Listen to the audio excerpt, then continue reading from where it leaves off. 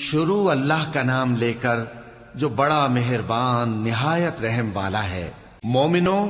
اگر تم میری راہ میں لڑنے اور میری خوشنودی طلب کرنے کے لیے مکے سے نکلے ہو تو میرے اور اپنے دشمنوں کو دوست نہ بناؤ۔ تم تو ان کو دوستی کے پیغام بھیجتے ہو اور وہ دین حق سے جو تمہارے پاس آیا ہے منکر ہیں، اور اس وجہ سے کہ تم اپنے پروردگار یعنی اللہ تعالیٰ پر ایمان لائے ہو، پیغمبر صلی اللہ علیہ وآلہ وسلم کو اور تم کو جلا وطن کرتے ہیں۔ تم ان کی طرف پوشیدہ پوشیدہ دوستی کے پیغام بھیجتے ہو، اور جو کچھ تم مخفی طور پر اور جو علل اعلان کرتے ہو وہ مجھے معلوم ہے، اور جو کوئی تم میں سے ایسا کرے گا وہ سیدھے رستے سے بھٹک گیا۔ اگر یہ کافر تم پر قدرت پالیں تو تمہارے دشمن ہو جائیں، اور ایذا کے لیے تم پر ہاتھ بھی چلائیں اور زبانیں بھی، اور یہ چاہتے ہیں کہ تم کسی طرح کافر ہو جاؤ۔ قیامت کے دن نہ تمہارے رشتے ناتے کام آئیں گے اور نہ اولاد۔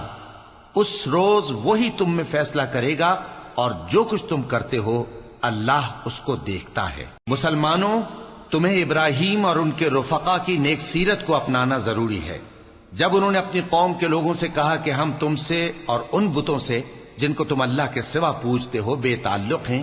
ہم تمہارے معبودوں کے کبھی قائل نہیں ہو سکتے، اور جب تک تم ایک اللہ پر ایمان نہ لاؤ ہم میں تم میں ہمیشہ کھلم کھلا عداوت اور دشمنی رہے گی۔ ہاں، ابراہیم نے اپنے باپ سے یہ ضرور کہا تھا کہ میں آپ کے لیے مغفرت مانگوں گا، اور میں اللہ کے سامنے آپ کے بارے میں کسی چیز کا کچھ اختیار نہیں رکھتا۔ اے ہمارے پروردگار، تجھی پر ہمارا بھروسہ ہے اور تیری ہی طرف ہم رجوع کرتے ہیں، اور تیرے ہی حضور میں ہمیں لوٹ کر آنا ہے۔ اے ہمارے پروردگار، ہم کو کافروں کے ذریعے فتنے میں نہ ڈالنا، اور اے ہمارے پروردگار ہمیں معاف فرما،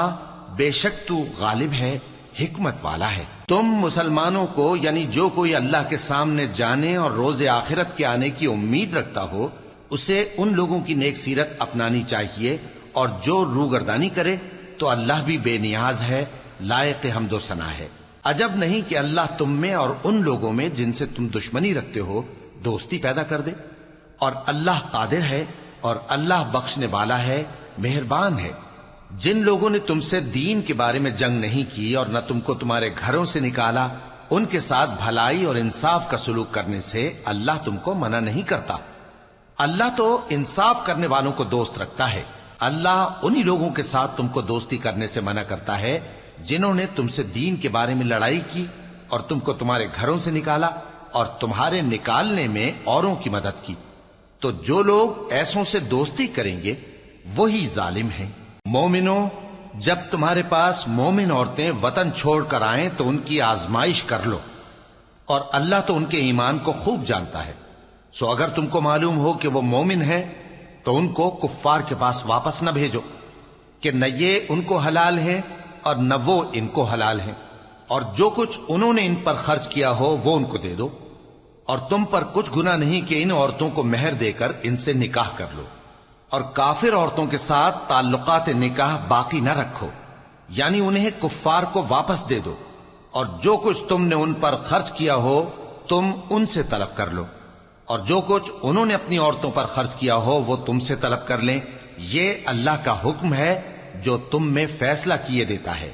اور اللہ جاننے والا ہے، حکمت والا ہے۔ اور اگر تمہاری بیویوں میں سے کوئی تمہارے ہاتھ سے نکل کر کافروں کے پاس چلی جائے اور اس کا مہر وصول نہ ہوا ہو، پھر تم ان سے جنگ کرو اور ان سے تم کو غنیمت ہاتھ لگے، تو جن کی بیویاں چلی گئی ہیں ان کو اس مال میں سے اتنا دے دو جتنا انہوں نے خرچ کیا تھا، اور اللہ سے جس پر تم ایمان لائے ہو ڈرتے رہو۔ اے پیغمبر صلی اللہ علیہ وآلہ وسلم، جب تمہارے پاس مومن عورتیں اس بات پر بیعت کرنے کو آئیں کہ نہ تو اللہ کے ساتھ شرک کریں گی، نہ چوری کریں گی، نہ بدکاری کریں گی، نہ اپنی اولاد کو قتل کریں گی، نہ اپنے ہاتھ پاؤں کے درمیان کوئی بہتان باندھ لائیں گی، اور نہ نیک کاموں میں تمہاری نافرمانی کریں گی، تو ان سے بیعت لے لو اور ان کے لیے اللہ سے بخشش مانگو، بے شک اللہ بخشنے والا ہے، مہربان ہے۔ مومنو، ان لوگوں سے جن پر اللہ غصے ہوا ہے دوستی نہ کرو، کیونکہ جس طرح کافروں کو مردوں کے جی اٹھنے کی امید نہیں، اسی طرح ان لوگوں کو بھی آخرت کے آنے کی امید نہیں۔